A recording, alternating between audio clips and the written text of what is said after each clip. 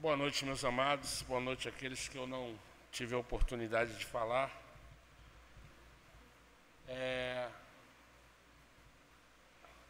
Estou tentando identificar aqui os visitantes.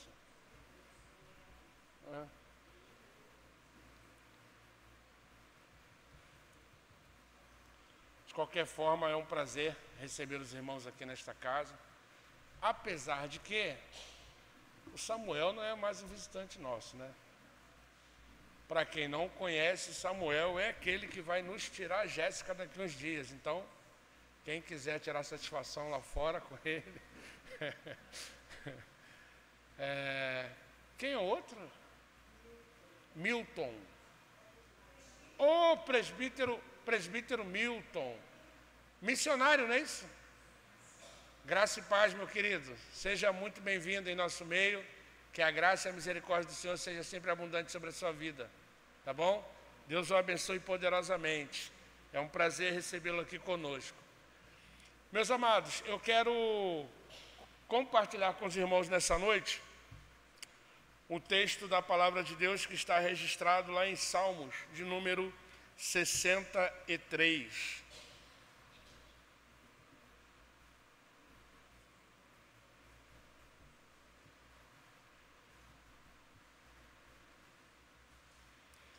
Salmos de número 63, os irmãos podem permanecer assentados. Nós vamos fazer essa leitura de forma alternada, tá bom?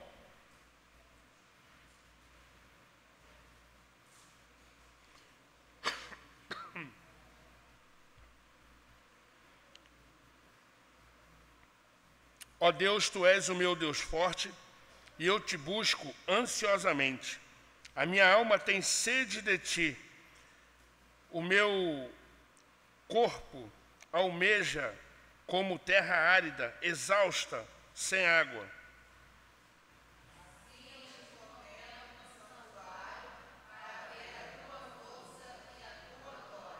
Porque a tua graça é melhor do que a vida, os meus lábios te louvam.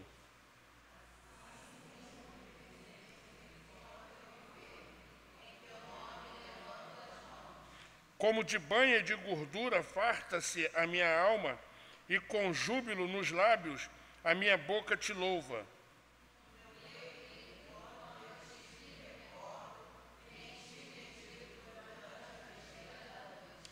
Porque tu tens sido o meu auxílio, à sombra das tuas asas eu canto jubiloso.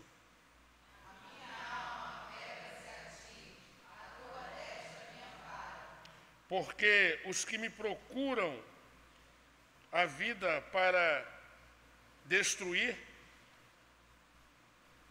abrir-se-ão nas profundezas da terra, abismar-se-ão nas profundezas da terra.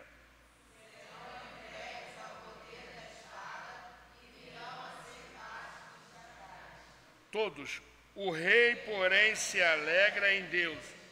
Quem por ele jura gloriar-se, pois, aleluia, louvado seja Deus. Meus amados irmãos, muito bom seria se a nossa vida, ela fosse sempre uma linha ascendente. Nossa vida espiritual, se ela fosse sempre uma linha ascendente. Quem dera, né? Nós pudéssemos nos apresentar como aqueles gráficos que sempre mostram um crescimento sempre para cima.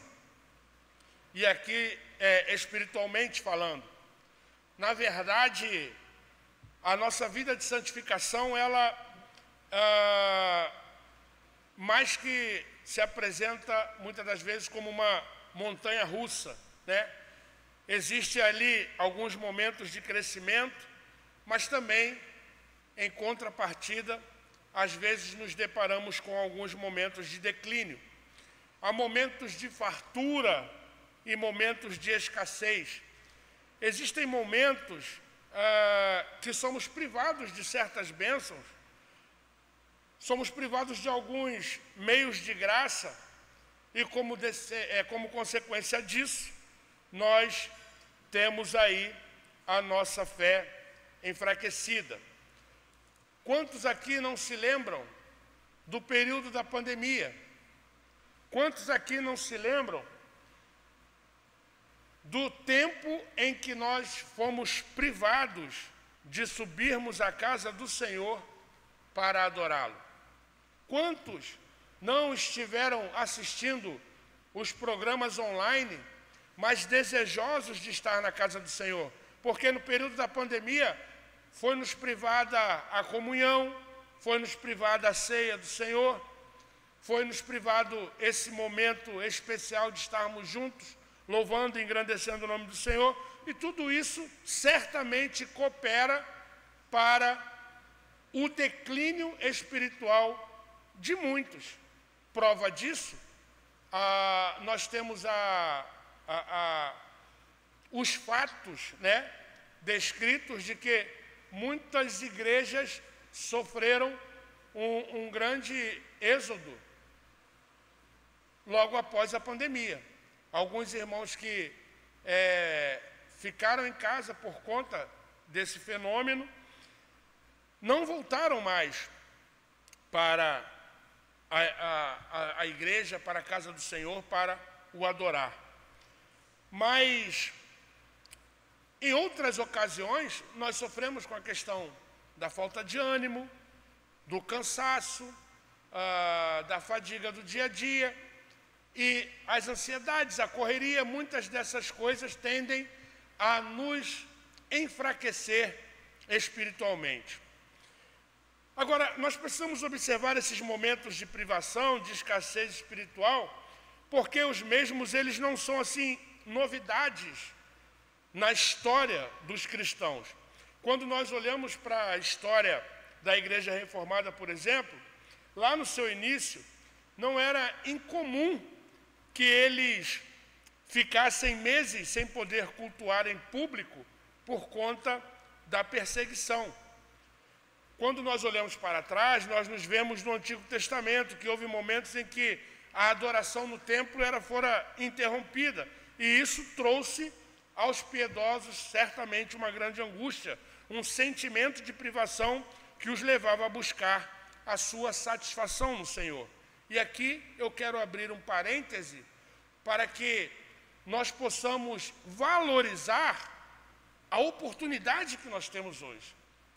Como servos do Senhor, como alguém que tem condições de estar ou buscar a presença do Senhor na sua casa, olharmos para isso como uma graça bendita, valorizarmos isso, aproveitarmos todas as oportunidades que tivermos para nos apresentarmos diante de Deus, porque nós não sabemos o dia de amanhã, nós não sabemos o que pode nos acontecer no dia de amanhã. Logo, se nos é possível estarmos na presença do Senhor hoje, façamos um esforço para que possamos apresentar-nos diante de Deus com o nosso louvor, com a nossa adoração, com as nossas ofertas ao Senhor dos Senhores. No texto que nós lemos, Davi, ele estava passando por um momento de escassez quando ele escreve esse salmo. O título do salmo vai dizer: Salmo de Davi, quando no deserto de Judá. Houveram 2 momentos em que Davi esteve exilado no deserto de Judá. Uma vez foi quando ele fugia de Saul, antes de se tornar rei, e outra enquanto ele fugia de Absalão, o seu filho, que tentava lhe tomar o trono. O texto, provavelmente, ele se refere aqui ao segundo episódio, porque quando nós nos atemos lá no versículo 11, Davi, ele se refere a si mesmo como rei. Então ele já era um rei que estava passando por esse momento de privação. Ele já havia presenciado grandes feitos de Deus, ele já tinha tido a oportunidade de desfrutar das bênçãos dispensadas na presença da Arca da Aliança. O tabernáculo estava no lugar em que deveria ficar por muito tempo, em Jerusalém. Ele já havia celebrado as festas de Israel algumas vezes e já tinha visto muitos momentos alegres. Ele já tinha vivido muitos momentos alegres ali. Ele já havia experimentado literalmente a presença divina, não apenas no meio do seu povo, mas ele experimentou aquilo espiritualmente na sua vida. Mas agora, por causa de um mal repentino que lhe sobrevém, Davi havia sido privado de tudo isso. Não mais podia adorar no santuário, não mais podia ver a presença de Deus representada ali na Arca da Aliança, não mais podia estar com seus irmãos, com seu povo, adorando ao Senhor, não mais veria os grandes feitos do Senhor sendo enumerados, enquanto o povo adorava no ajuntamento solene. Eu quero chamar a atenção dos irmãos aqui, mais uma vez, para essa situação, porque, amados, quando nós, num momento de saudosismo, resolvemos olhar para trás, nós nos lembramos dos grandes feitos que o Senhor realizara no nosso meio. Nós nos lembramos das grandes obras que o Senhor realizara nas nossas vidas. Eu, particularmente, tenho algumas que não me saem da memória. Hoje, se me permite, a dona Celi citá-la, nós olhamos para trás e nos lembramos que a dona Celi, ela fora curada de um câncer. Milagre do Senhor. Eu me lembro, irmãos, que certa feita nós reunidos lá em cima, aqui esse templo estava pela metade ainda, e algumas ferragens estavam expostas ao templo, prestes a apodrecerem. Acredito que muitos irmãos aqui se lembram disso. E certa feita, saindo de uma reunião de oração, a minha mãe conversando com a irmã Gedaí, elas falavam: será que Deus vai nos dar a graça de contemplar o templo construído? Está tudo apodrecendo, os ferros estão se acabando. Será que nós vamos ver esse templo construído?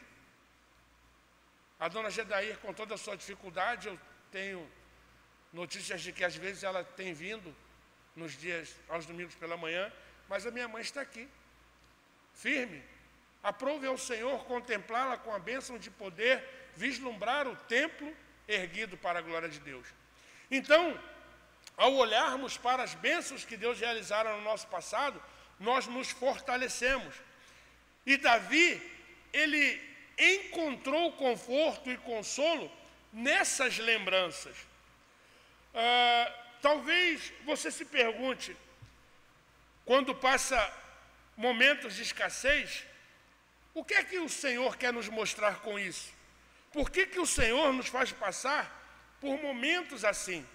Nós precisamos entender que, por exemplo, Jó, ele conseguia observar a vida a partir dessa perspectiva.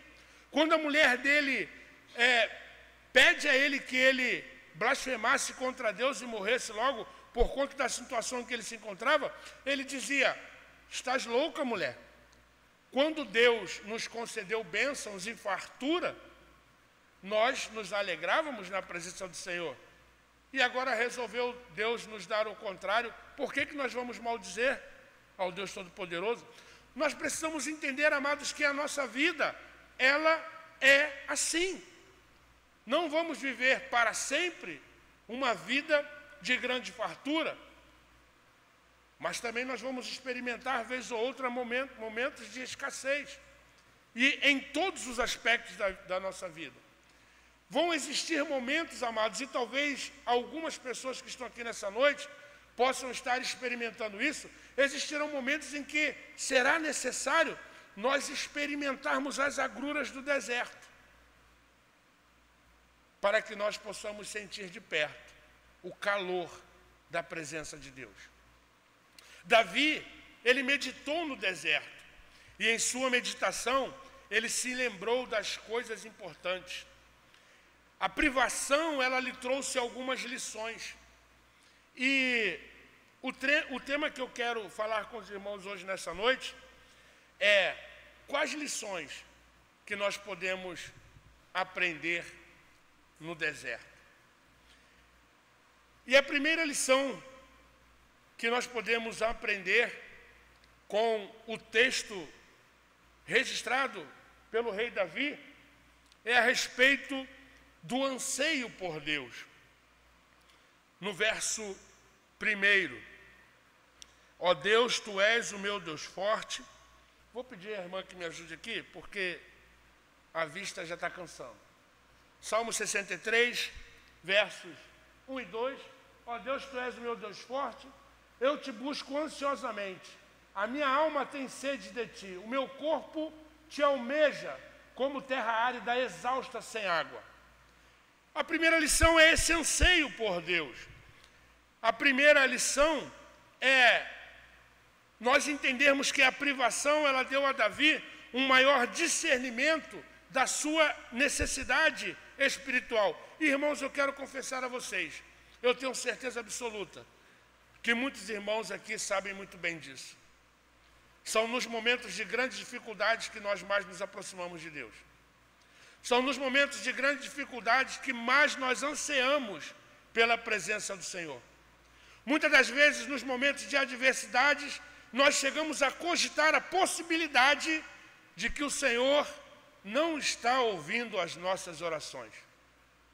E às vezes varamos a madrugada: Senhor, olha por mim. Senhor, olha por mim. Tenha misericórdia de mim.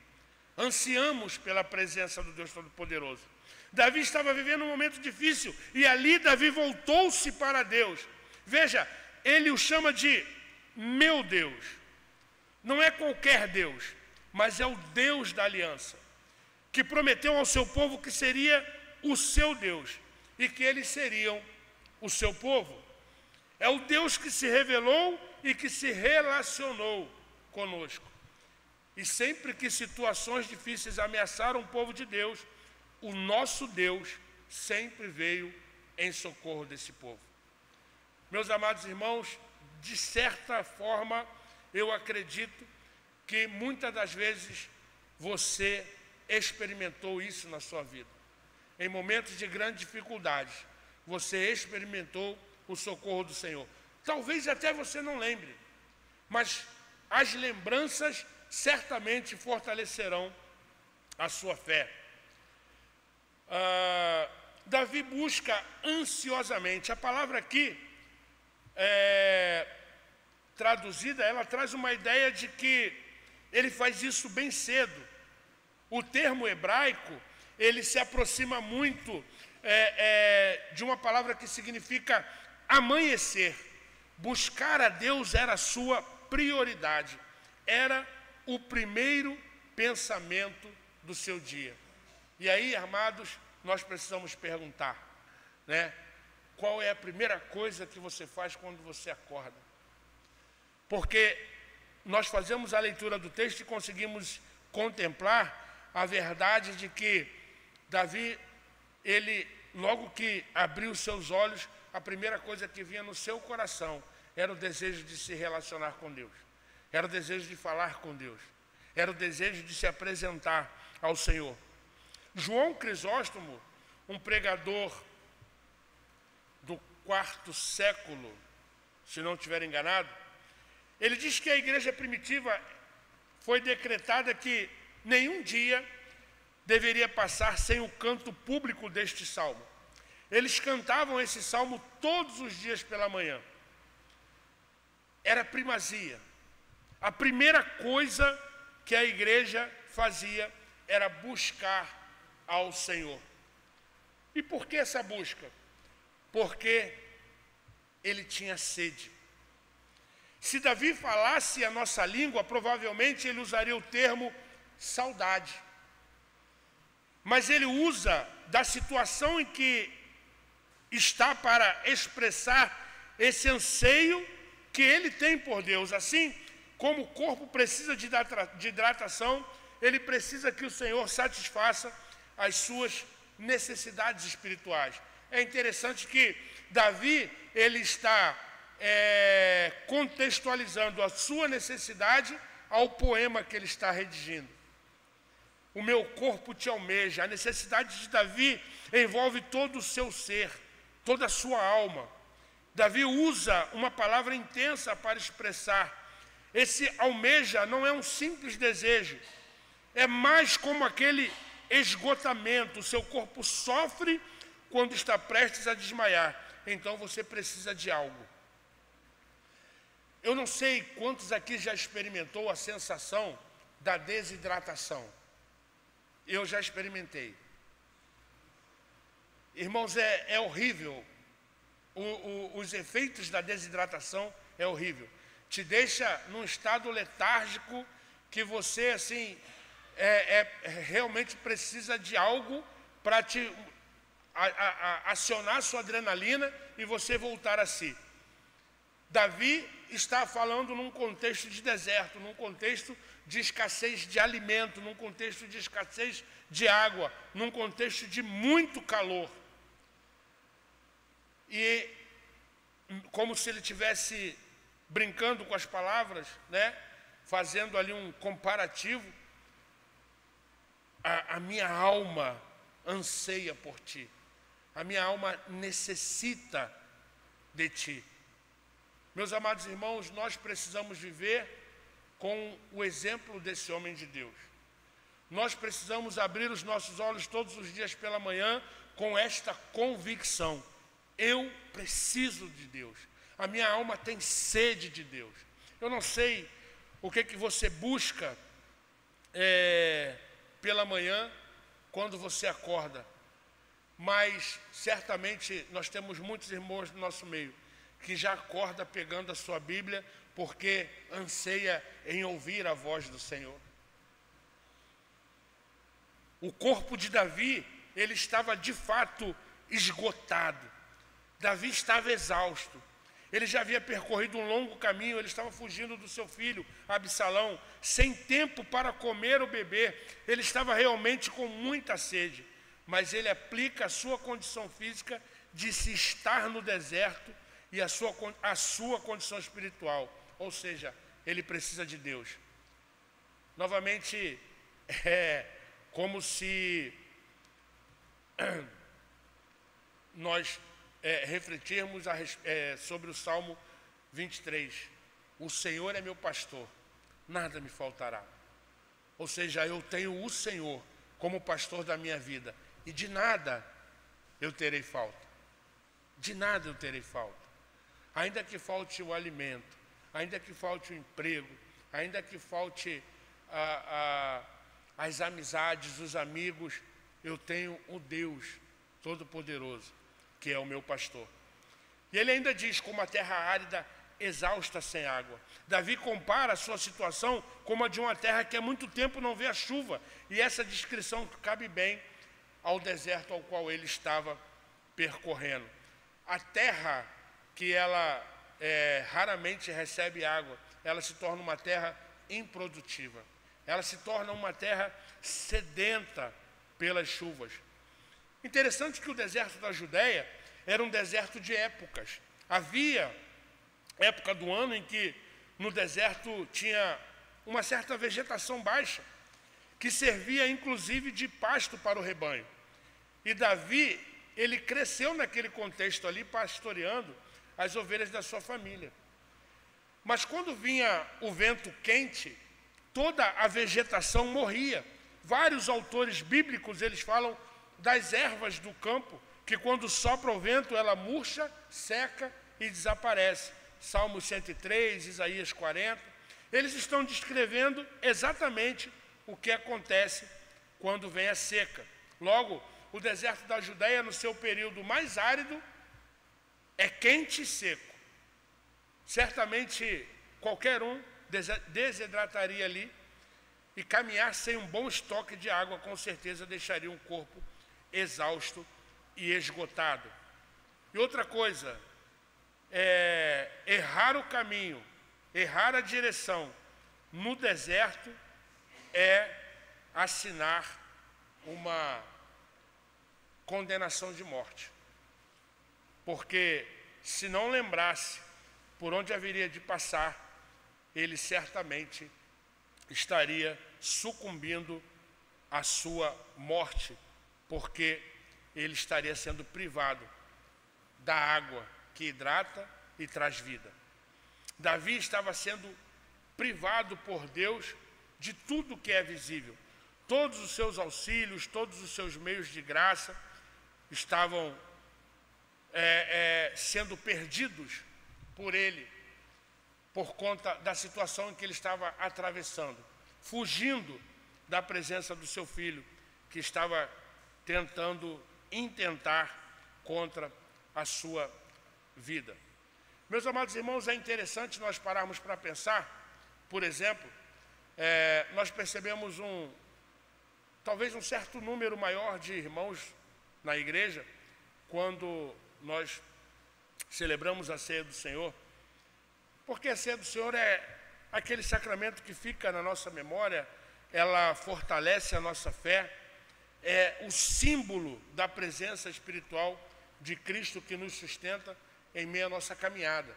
Calvino, ele vai falar sobre isso. Ele diz: nós devemos refletir a respeito da união entre Cristo e a igreja, representado na ceia, não apenas quando nos sentamos à mesa do Senhor, mas em todas as ocasiões. Isso vale também,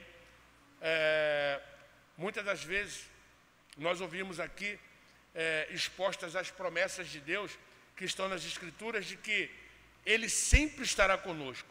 Ouvimos isso em momentos que tudo vai bem, é fácil concordar com o sermão, quando as coisas vão bem, mas é muito mais quando o sofrimento vem que isso deve ser trazido à memória. A providência é doce, mesmo quando, para nós, ela se torna de algo amarga. Ou seja, se nós como igreja, nós crescermos espiritualmente a ponto de compreendermos que o Deus da nossa salvação, Ele tanto nos proporciona as coisas boas, como Ele nos sustenta nos momentos ruins, nós seremos servos fortes e saudáveis espiritualmente, porque não serão as circunstâncias que nos colocarão na presença de Deus, mas nos momentos de dificuldades, nós somos fortalecidos pela ceia do Senhor. Nós somos fortalecidos pelo batismo, lembrando o dia que nós fomos batizados, lembrando o dia que verdadeiramente nós tivemos um encontro com o Senhor, e o Senhor assim, Ele nos purificou de todos os nossos pecados, nos trazendo a sua presença para a salvação. Essa lembrança nos fortalece, essa lembrança rejuvenesce o nosso vigor, essa lembrança nos dá forças para que nós possamos continuar na nossa jornada, independentemente da situação que nós estamos atravessando. Mas temos mais uma lição que nós podemos compartilhar aqui, que é a satisfação em Deus. A primeira lição é o anseio por Deus. A segunda é que no deserto nós aprendemos a ser satisfeitos em Deus, e eu vou pedir às irmãs para colocarem aqui para nós, a partir do verso 3, do Salmo 63. Porque a tua graça é melhor do que a vida, e os meus lábios te louvam. Segue, amada. Assim cumpre-me bem dizer-te enquanto eu viver, em teu nome eu levanto as mãos. Como de banha e de gordura farta-se a minha alma, e com júbilo nos lábios a minha boca te louva. No meu leito, quando de ti me recordo e em ti medito, durante a vigília da noite. Porque tu me tens sido auxílio, à sombra das tuas asas, eu canto jubiloso. A minha alma apega-se a ti, a tua destra me ampara. Meus amados, ao meditar nos benefícios da graça de Deus, Davi, ele encontra satisfação e alegria, e por isso ele louva a Deus. O verso 3, ele vai dizer, ele vai nos apontar o tema, a ideia central desse salmo, porque a sua graça é melhor do que a vida.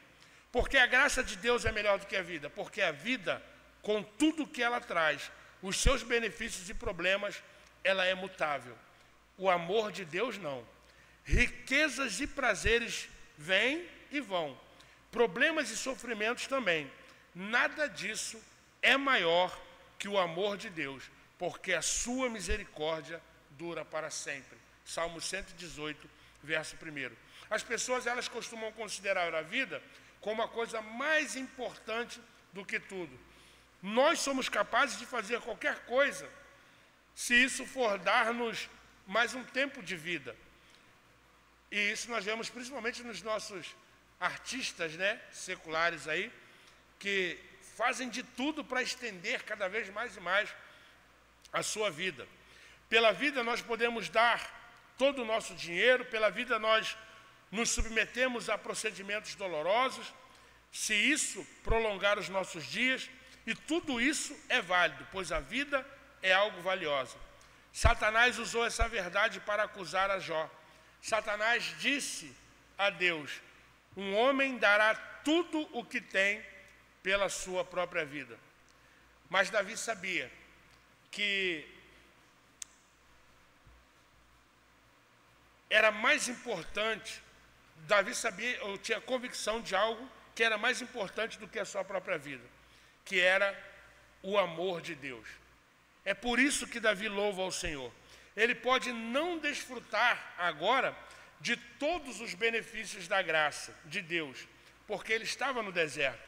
Mas ainda assim, ele louvará o Senhor, não por causa do que ele espera que o Senhor faça, mas pelo que ele é e pelo que ele já havia feito na sua vida. Porque, meus amados irmãos, o nosso Deus, ele precisa ser tudo para nós, até mais do que a nossa própria vida, porque nós estávamos mortos em nossos delitos e pecados. E aprove ao Senhor nos conceder a vida e vida em abundância, a vida eterna. Então, o Deus Todo-Poderoso, ele é muito mais para nós, porque nós não nos apresentamos diante desse Deus por aquilo que ele pode nos dar, nós nos apresentamos diante desse Deus por aquilo que ele já nos concedeu, por aquilo que ele já nos abençoou, que foi com a vida eterna. Então, amados, ao lembrar-se dos feitos de Deus, Davi, ele reconhece que tem sido alimentado e satisfeito de Deus. Ele compara a sua satisfação espiritual com um grande banquete. Quando ele diz de banha de gordura ou de saborosa comida, a ideia aqui é de comida boa, é um tremendo banquete. Davi, ele se encontra satisfeito em Deus, ele está no deserto, longe do santuário, mas ele medita em Deus e em suas promessas, e ele se sente satisfeito. É possível ter um banquete no deserto se a nossa satisfação está no Senhor. O Salmo, ele nos ajuda a compreender, a entender, amados, que independentemente daquilo que eu estou vivendo, independentemente do deserto que eu estou atravessando, a minha satisfação, ela não está atrelada ao meu sucesso pessoal, profissional ou financeiro. A minha satisfação está atrelada a quem Deus é. Aquilo que Deus já fez por mim.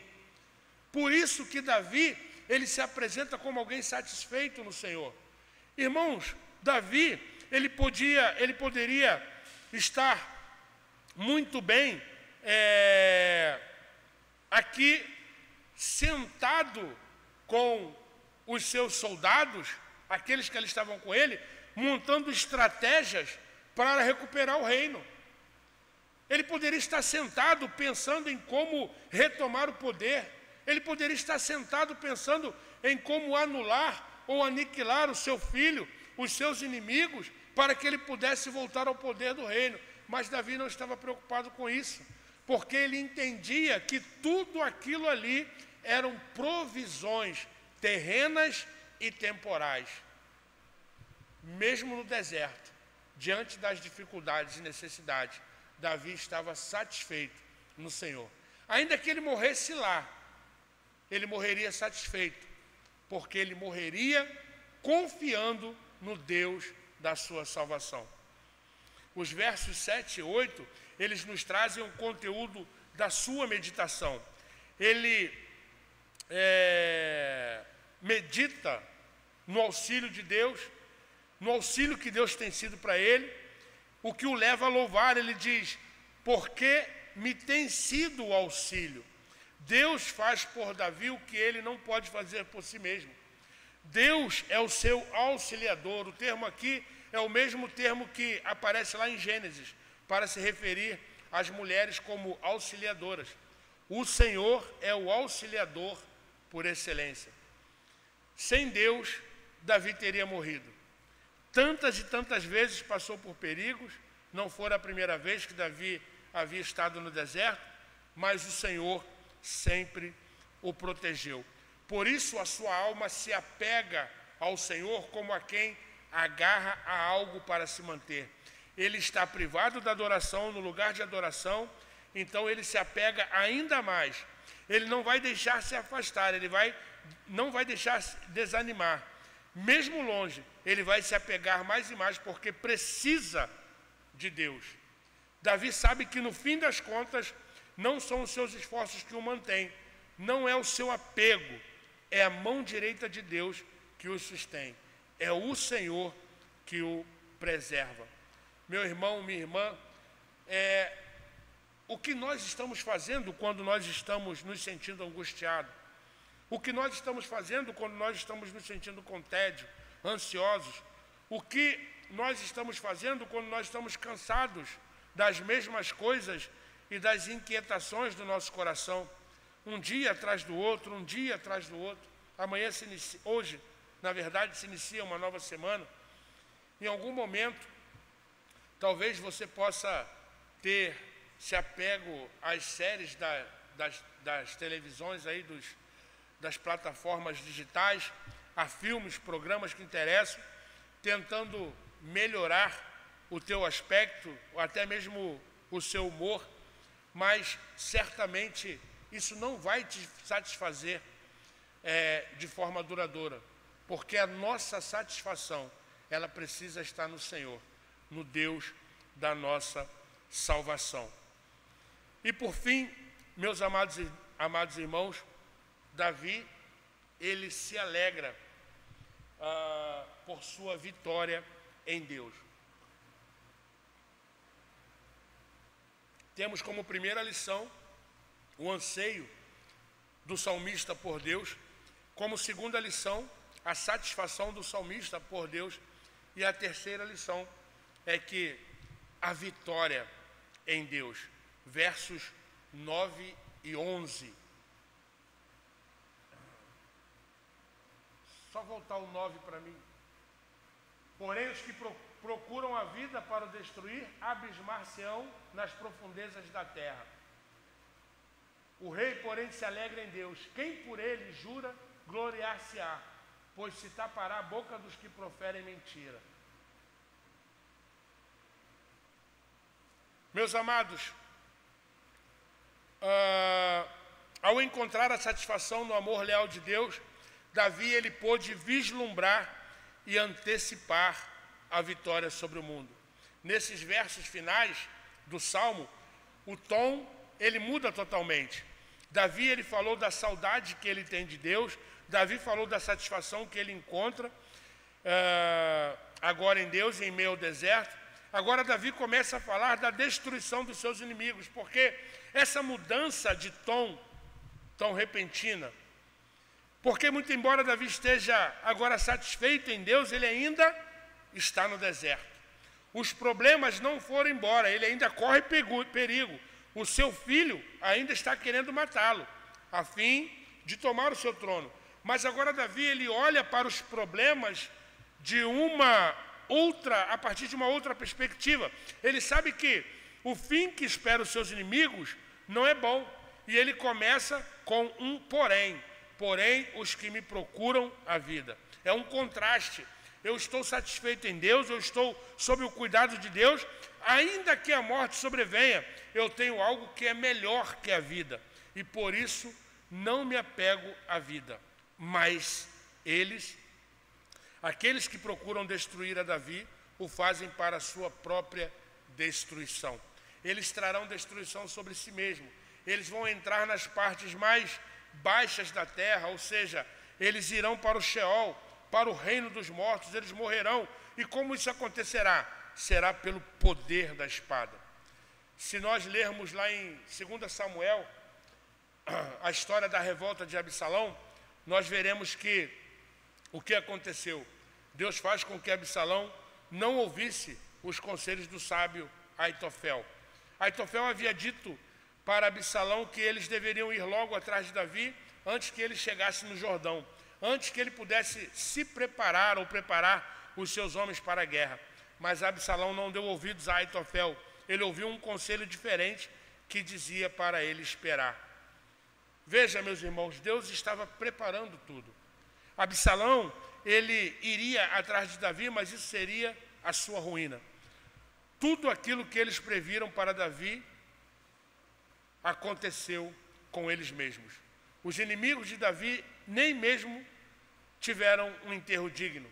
Eles viraram pasto de chacais.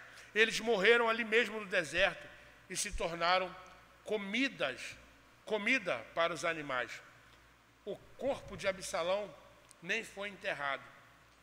Inclusive, Davi chorou muito por conta da morte do seu filho. Contudo, o rei, ele se alegra em Deus. Quando o livramento vem, o povo de Deus, ele comemora porque encontra-se com a possibilidade de retornar ao santuário e se alegrar diante da grande salvação. A vitória desse rei, ela é agridoce, porque ela é contra o seu próprio filho. É contra o seu próprio filho que ele está lutando. De um jeito ou de outro, algo ruim poderia acontecer, mas ainda assim, o rei louvou ao Senhor, acompanhado por todos aqueles que juram por ele. Meus amados irmãos, na privação, Davi, ele sentiu saudade das visões de Deus no passado. Na privação, Davi encontrou satisfação no presente, mas agora na privação, ele antecipa a vitória futura. A privação, meus irmãos, ela nos faz ver o que perdemos. Não temos o que tínhamos, não temos o que perdemos, e isso é motivo de lamento. A privação, ela nos faz ver que nada pode nos satisfazer a não ser a comunhão com Deus. Nada supre a privação. Ela nos faz enxergar a suficiência de Cristo. E por fim, a privação nos faz ver que, ainda que não cheguemos lá, ela nos livra dos falsos finais felizes. De fato, irmãos, alguns irmãos aqui podem estar vivendo por algum motivo de privação. Certamente alguma coisa pode estar atrapalhando a sua vida, algumas coisas aqui podem estar entulhando os seus poços e talvez você não esteja conseguindo vislumbrar a água necessária para a tua sobrevivência. Mas são nesses momentos, amados, que a palavra de Deus nos convida a nos relacionarmos com o Senhor. São nesses momentos de dificuldade que, lembrando-nos daquilo que o Senhor já fez por nós, é que nós nos encontramos com o conforto que o Espírito Santo nos concede. E é esse Espírito que nos conserva vivos para continuarmos na nossa caminhada. Grandes têm sido as nossas dificuldades, grandes têm sido as adversidades que nós encontramos, mas, amados, eu tenho certeza absoluta que talvez faltaria tempo para compartilharmos aqui das bênçãos que o Senhor já nos proporcionou. Lembre-se daquilo que o Senhor já fez por ti. Lembre-se daquilo que o Senhor já realizou por amor a cada um de nós. E tenha a certeza e a convicção. A jornada ainda não chegou ao fim, mas independentemente daquilo que você possa vir a enfrentar, o Senhor, Ele sempre estará contigo. Que a sua satisfação, que o seu anseio, que a sua certeza e convicção esteja no Deus da sua salvação. Olhe para os milagres que já foram realizados no nosso meio. Não podemos esquecer, não podemos deixar de lado aquilo que o Senhor já realizou por nós. Olha, tem muitos irmãos aqui, muitos irmãos, que já externaram isso. Olha para esse templo bonito que nós estamos aqui e fala, nossa, esse templo aqui é um milagre. São milagres como estes que nos fazem nos alegrar na presença do Senhor. É olhar e falar assim, olha, hoje a minha vida não está como eu gostaria ou como ela deveria estar.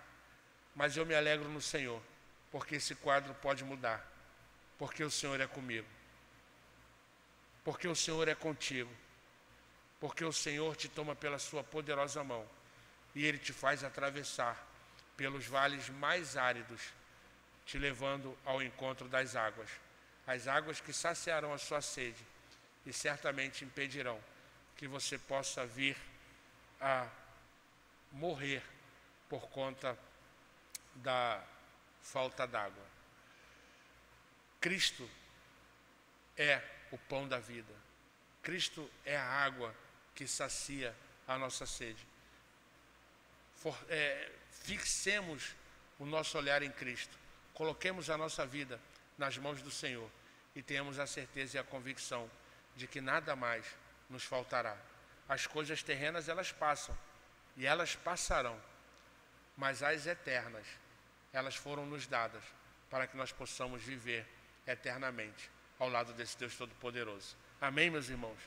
Que a graça do nosso Deus, ela continue sendo abundante sobre a vida de cada um de vocês e que o amor de Deus possa invadir os corações dos servos do Senhor. Meus amados irmãos, se talvez algumas irmãs não estavam aqui na hora da nossa reunião, nossa irmã Uda anunciou a reunião, o encontro de mulheres no próximo sábado, lá na igreja do Gramacho, a partir das 13h30. Se alguma irmã desejar ir, é só fazer o contato com a irmã Uda, tá? Para que nós possamos trabalhar nessa logística aí.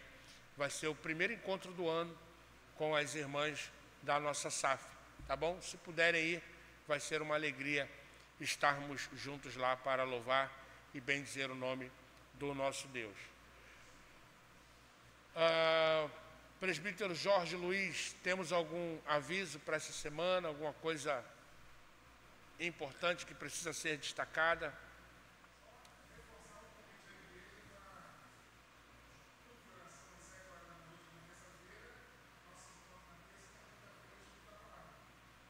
Ah, tá. Terça-feira, então, nossa reunião de oração, a partir das 19 horas. E na quinta-feira, nosso estudo bíblico. Amados, na quinta-feira nós começamos o estudo aqui sobre viver no Espírito. Eu coloquei lá no grupo, lá, o texto que nós estamos trabalhando. Vou repetir o texto para essa semana, porque nós não terminamos, né? O estudo foi muito bom. Nós tivemos um número considerável de irmãos aqui. Compartilhamos conhecimento. Foi muito bom para a glória de Deus. Esteja conosco, tá? É sempre bom aprendermos juntos. É uma bênção poder ter os irmãos conosco aqui para juntos crescermos na graça e no conhecimento. Tá ok? Quero convidar a igreja agora a se colocar de pé. Nós vamos estar orando, impetrando a bênção. E fica aí a nossa oração para que cada irmão aí tenha uma semana extremamente abençoada na presença do Senhor. Fala, querida.